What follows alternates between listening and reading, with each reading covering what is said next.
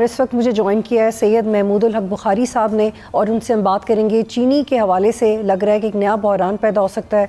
उसकी वजह यह है कि हुकूमत ने डेडलाइन दी है शुगर मिल्स की क्रशिंग शुरू करने की 15 नवंबर तक, लेकिन शुगर मिल्स मालिकान ने ये करने से मना कर दिया है। इससे किसान को क्या चैलेंजेस होंगे उसके ऊपर बात करेंगे। बहुत शुक्रिया महमूदुल हक बुखारी साहब, आप प्रोग्राम में ज्वाइन करें। इसका किसानों पर क्या असर होगा और हम हर कुछ अरसे के बाद ये सूरत हाल देखते हैं। जी बिस्मिल्लाहिर्रहमानिर्रहीम, अल्लाहुम्मा सल्ली अला मुहम्मद व आले मुहम्मद। बहुत शुक्रिया बतूल आपका और आपके चैनल का।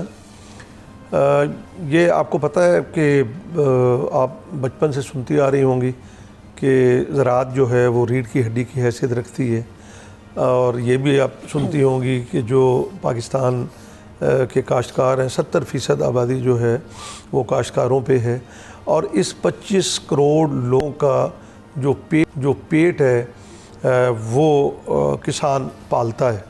अल्लाह रब्बुल आलमीन है, वो आलमीन का रब है, पालता है, और उस पालने की ज़िम्मेदारी जो है वो किसानों को सौंपी है। अब सूरत हाल ये है कि आपको याद कराना चाहता हूँ कि 4 माह पहले जो शुगर मिल एसोसिएशन थी उन्होंने हुकूमत से रब्ता किया और उन्होंने कहा जी कि हमारे पास चीनी मुल्क के अंदर बहुत ज़्यादा है, तो एक्सपोर्ट की इजाज़त दीजिए। बहरहाल चूँकि ख़ुद वो हुकूमत के अंदर बैठे हैं, हमारे वज़ीर आज़म की शुगर मिल्स हैं, हमारे जो सदर साहब हैं उनकी शुगर मिल्स हैं, हमारे जितने सियासतदान हैं उनकी शुगर मिल्स हैं, तो उन्होंने वो इजाज़त दे दी कि आप एक्सपोर्ट कर लीजिए। उन्होंने ख्वाब दिखाए कि जी बड़े ज़र मुबादला आएगा, डॉलर की कमी है मुल्क के अंदर, और जनाब इजाज़त मिल गई।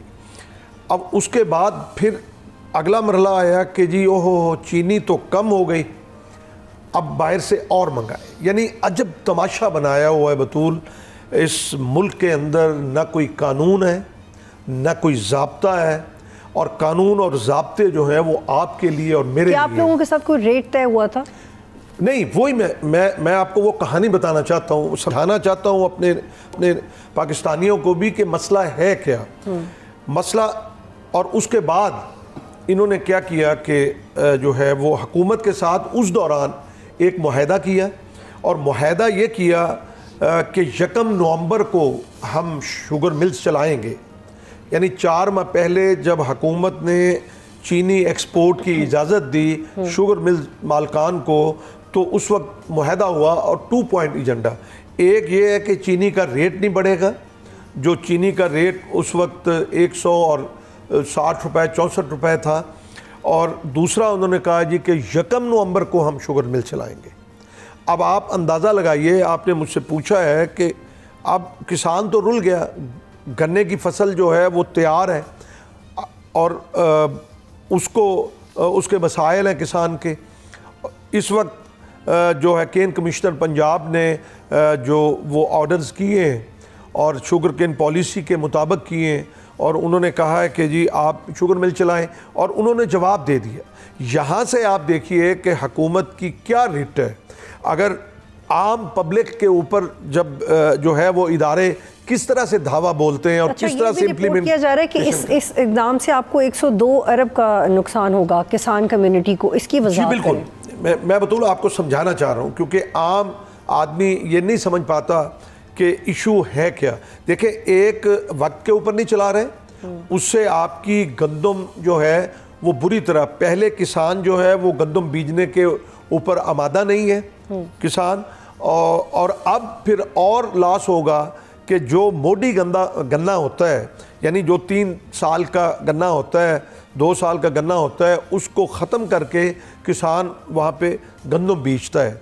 अब इनका ये प्लान है कि हम इसको लेट करें, और लेट करने से किसान को नुकसान होता है, पानी गन्ने का सूखता है, शुगर कंटेंट बढ़ता है, चीनी जो है वो ज़्यादा बनती है, और शुगर मिल वालों को फ़ायदा होता है।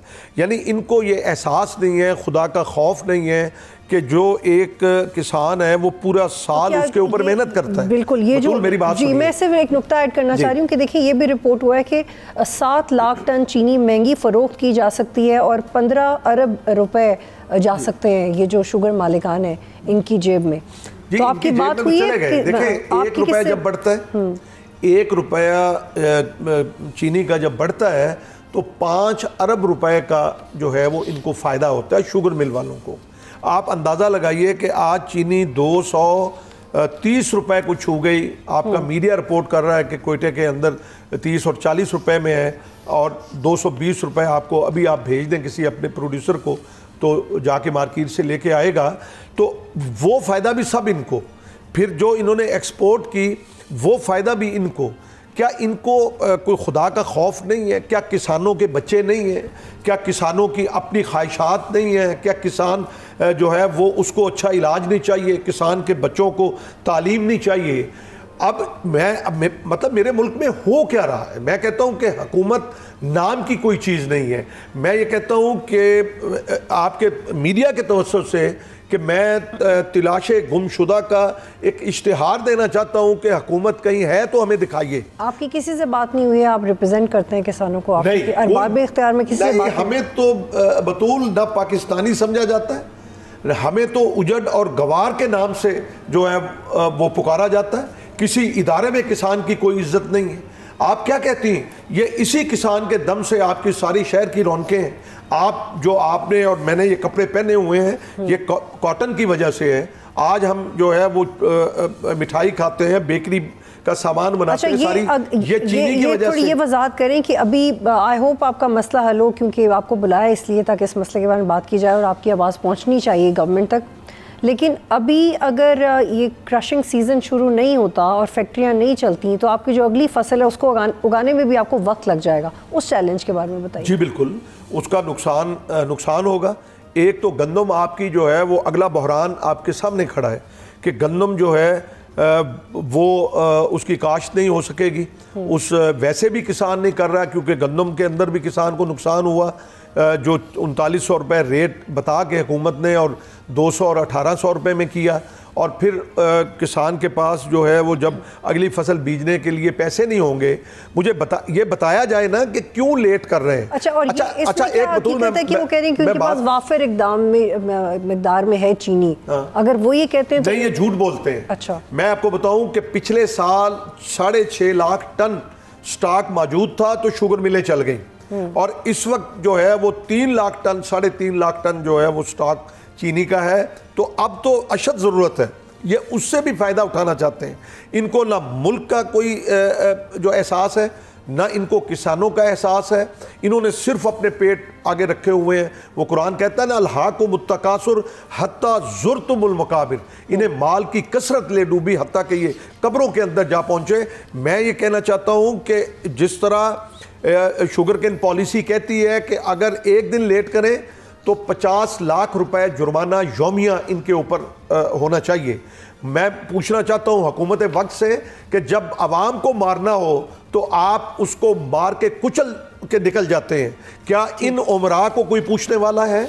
क्या इन जो ताकतवर लोग हैं इनको कोई पूछने वाला है? थोड़ा सा आगे बढ़ते हैं। फ्लड डिजास्टर्स के बाद तकरीबन 3.26 ट्रिलियन का नुकसान हुआ एग्रीकल्चर इकोनॉमी को। रीढ़ की हड्डी तो है, लेकिन जो रीसेंट मुसीबत देखी पाकिस्तान ने, उसके बाद सालाना ओवरऑल दुनिया में जो यूएन की तरफ से भी रिपोर्ट्स हैं और बाकी भी $99 बिलियन का नुकसान हुआ है। 9 मिलियन लोग पाकिस्तान में मुतासर हुए हैं। 8,49,000 हेक्टर ज़रई ज़मीन मुतासर हुई है। लेकिन जिस वक्त सैलाब था उस वक्त भी गवर्नमेंट कही थी कि वो ऑलरेडी पोस्ट फ्लड इशूज़ पे काम कर रहे हैं। तो आप इससे मुतमईन हैं? नहीं, बिल्कुल नहीं मुतमईन। आप मुझे बता दें कि क्या किया है हुकूमत ने।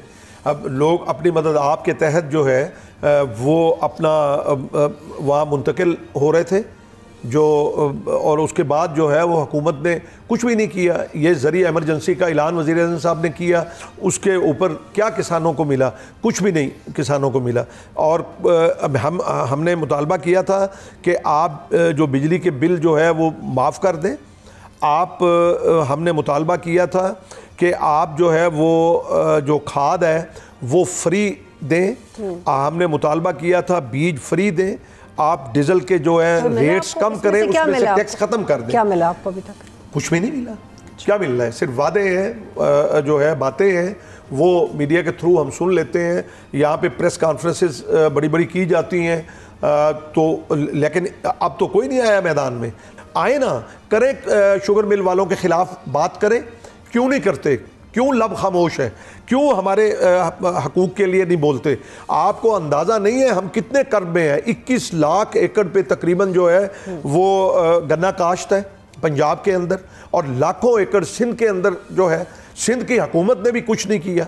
वहाँ मुराद अली शाह साहब दावे देखें, बिलावल भुट्टो जरदारी साहब के और इनके आप दावे देखें तो दावे हैं। तो अब अभी आपके पास ऑप्शन क्या है मीडिया पे आने के अलावा? आप देखें तो ऑप्शन चल रही है, तो अब ये है कि हम सड़कों पे निकलेंगे, हमें मारें, गोली मारें, हमें कोई एक दफ़ा ही बम मार के मार दें। आप यकीन करें हमारे जो इस वक्त हालात हैं, ना घर के हालात अच्छे हैं हमारे, ना बच्चों के हालात अच्छे हैं, ना उनके तन पे ढंग का कपड़ा है। मैं ये कहता हूँ कि ये हमारी वजह से सनत चलती है। कॉटन होती है तो टेक्सटाइल चलती है, अगर गन्ना होता है तो शुगर मिल चलती है। गवर्नमेंट ने कुछ अर्सा पहले ये दिया था कि बराह रास्त सूबाई हुकूमतें और वफाकी हुकूमत गंदम नहीं खरीदेगी, बल्कि एक मनसूबा है। वो मनसूबे से भी आप मुतमईन नहीं?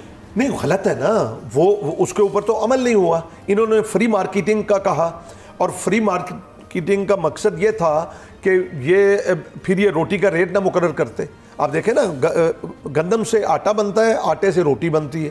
इन्होंने क्या कि इन्होंने कहा जी कि फ्री मार्केटिंग है, और जब मार्केट में रेट ऊपर जाने लगा तो वज़ीर पंजाब ने जो है वो 3000 का नोटिफिकेशन कर दिया। भाई फिर हमारा मुकद्दर या हमें 2000 मिले या हमें 4000 मिले, फिर वो जो भी मिलता वो हमारा मुकद्दर था। इन्होंने वहाँ भी हमें मारा है। आप ये देखें कि 2200 अरब रुपए का जो है उनके अंदर जो लॉस हुआ है। आज ये जो शुगर मिल वालों से कहता हूँ कि आप किसानों को मत मारिए, वरना आपकी ये सनत जो है ये लोहे का ढेर है। बहुत शुक्रिया आप प्रोग्राम में जो ज्वाइन कर रहे थे। गवर्नमेंट को चाहिए कि फौरी तौर पे इसका नोटिस ले, क्योंकि पहली दफ़ा नहीं है कि ऐसे कोई स्कैंडल सामने आए हैं। होर्डिंग या ज़ख़ीरा अंदोज़ी है, कहा जाना कि फ़लाँ चीज़ मत तो मंगवाएं, वो तो एक्सपोर्ट की जा सकती है, and all of a sudden you see a crisis के गंदम भी नहीं और चीनी भी नहीं है। डेफिनेटली इसका वज़ीर आज़म को नोटिस लेना चाहिए, क्योंकि it is one of the measures regarding post flood helplessness. Subscribe करें और बेल दबाएं ताकि कोई खबर रह न जाए।